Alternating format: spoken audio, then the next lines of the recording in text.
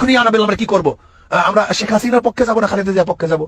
আল্লাহ নবী বলতেন যা তাহলে কি করবে, যেহেতু বড় দুইটা দল, তোরা সবাই শেখ হাসিনার পক্ষে যা। পীর সাহেবের ফু সম্পর্কে আপনাদের ধারণাই নাই।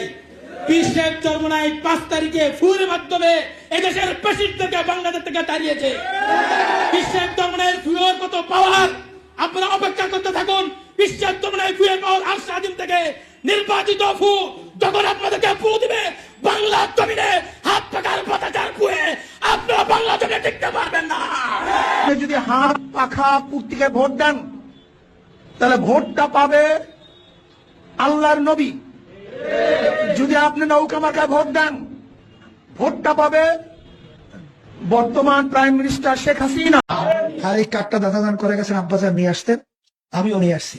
আব্বাজান বলতেন বরকতি কার্ড, যারা ব্যবসা করেন ক্যাশ বাক্সি নিয়ে রেখেন, আল্লাহ ব্যবসায় বরকত দেবে। যারা ব্যবসা করেন ঘরে নিয়ে রেখেন, আল্লাহ বিপদ থেকে হেফাজতে রাখবেন। সবাই নেবেন না।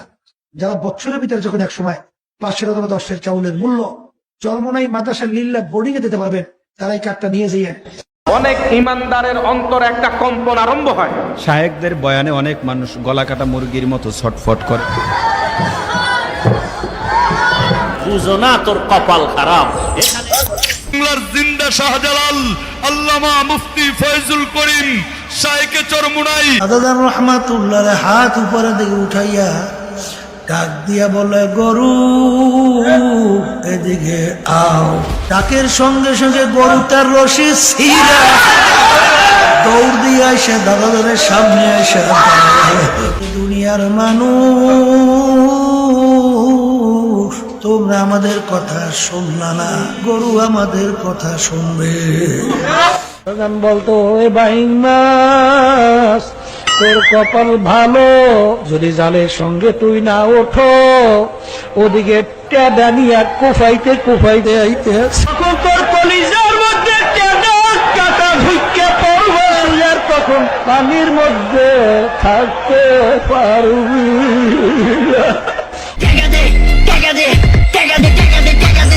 কথা কোন ঠিক না বেঠিক, ঠিক না বেঠিক, আর মিয়া কথা কোন ঠিক না বেঠিক। আমার দুনিয়াদার বাবারা চরমনাইতে আসছে, বাবারের নৈরাশ হইয়েন না। দেখতেছি কিয়ামতের মাঠ কায়েম হয়ে গেছে, সমস্ত মানুষগুলো কিয়ামতের ময়দানে উঠছে। আল্লাহর ঘোষণা হলো, যারা নাকি চরমনার মুশাব হুজুরের কথা অনুযায়ী নেক আমল করছে তাদের এই কিয়ামতের ময়দানে কোনো হিসাব টিসাব নেওয়া হবে। সৈয়দ ফজলুল করিম রাহমাতুল্লাহ যখন কিয়ামতের ময়দানে বড় বড় জাহাজ দিয়ে রওনা করবে, মাবুদ গো দয়া মায়া করে আপনি ওদেরকে আপনার কুদরতি কোলের মধ্যে টাইনে আনেন। কোরআন সুন্নাহর কোনো জায়গায় খুঁজে পাই না যে আখিরাতে জাহাজের কোনো প্রচলন থাকবে বা জাহাজ নিয়ে বা কোনো বাহন নিয়ে কেউ উপস্থিত হতে পারবে। অতএব এই মন্তব্য সম্পূর্ণ মন গড়া, সম্পূর্ণ বানোয়াট এবং ভিত্তিহীন। আবার দেখবেন চরমনার বিরুদ্ধে একদল মানুষ জাহাজের উদাহরণ দিয়েছে, জাহাজ বাবা হয়ে গেছে। কত বড় জাহেল, মূর্খতার কত চরমে চলে গেছে। নাকি যেন আমাকে সোয়াল করতে না পারে, আমি এমন ভাবে আমার মাওলাকে ডাকবো যেন তারা প্রশ্ন করতে সুযোগ ডাকে ডাকতেছে, যে সুযোগ না পায়।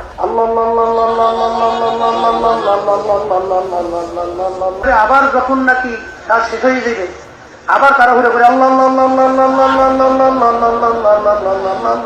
যারা সারা ওয়ার্ল্ডের মানুষ আজকে শ্রদ্ধা করে ওই লঙ্গি পরা পীর।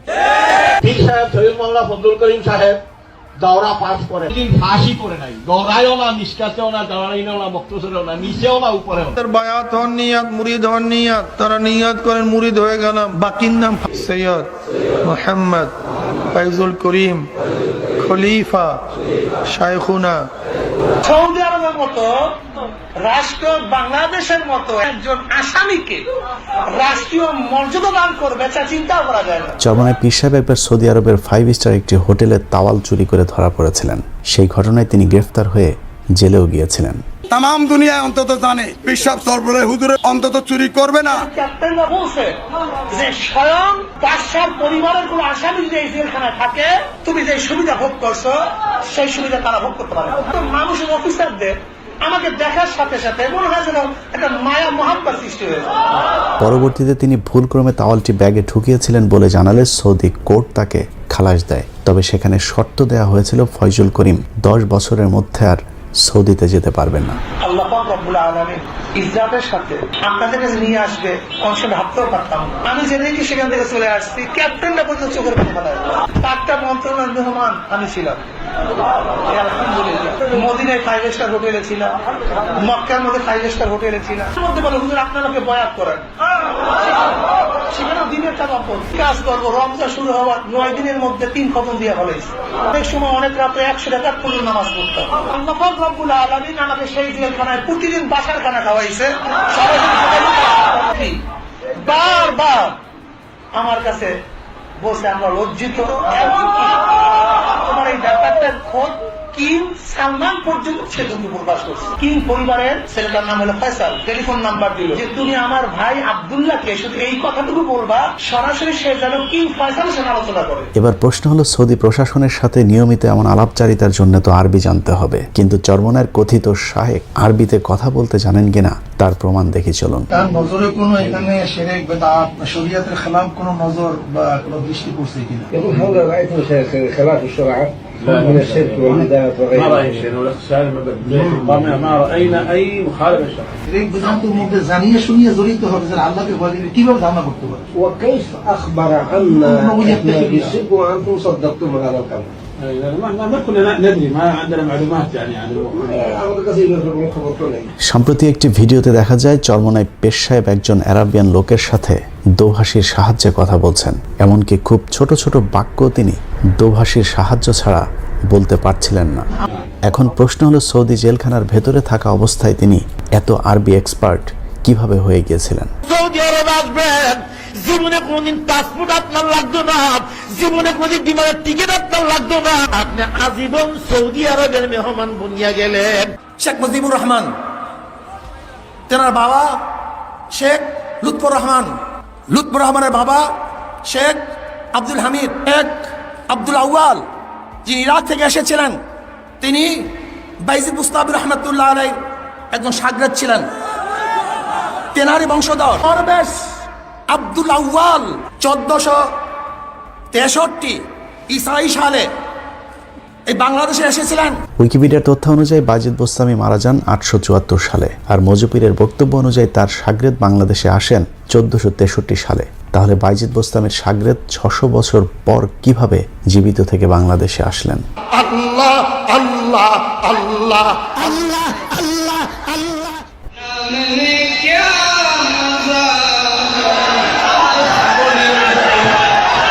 পাহাড় তো পায় না, এই জন্য বাসে ওঠে, পাহাড় পেলে পাহাড়ে উঠে। মাওলার নামের জিকির শুনলে তাদের অন্তরে একটা মোহাব্বতের ভাব চলে আসে। জাহান্নামের আযাবের ট্যান যখন ভিতরে ঢুকিয়া যায়, তখন বান্দার শরীরের মধ্যে জালজালা শুরু হয়ে যায়। চিৎকার চেঁচামেচি করে লাফালাফি করে জিকির করা যাবে? লাফায় কেন চরমনাই উজানি টের পাইছো? যিনি জিকির পরিচালনা করতেছেন ওনার ঘাড়ে ওঠা যাবে। আহাম্মক মূর্খ! নবী আল্লাহ, এখন আমরা কি করব? আল্লাহ নবী বলতেন, যা তোরা সবাই শেখ হাসিনার পক্ষ। হাত পাকা পত্রিকার মেয়র প্রার্থী, পাখার বিকল্পে ভোট দেওয়া কবিরা গুনাহ, কবিরা গুনাহ। ইংলিশ ফিংলিশ পড়িয়া, বাংলা টাংলা পড়িয়া বাস ফতুয়া দেওয়া শুরু করছে। জাহেল, গন্ডমূর্খ।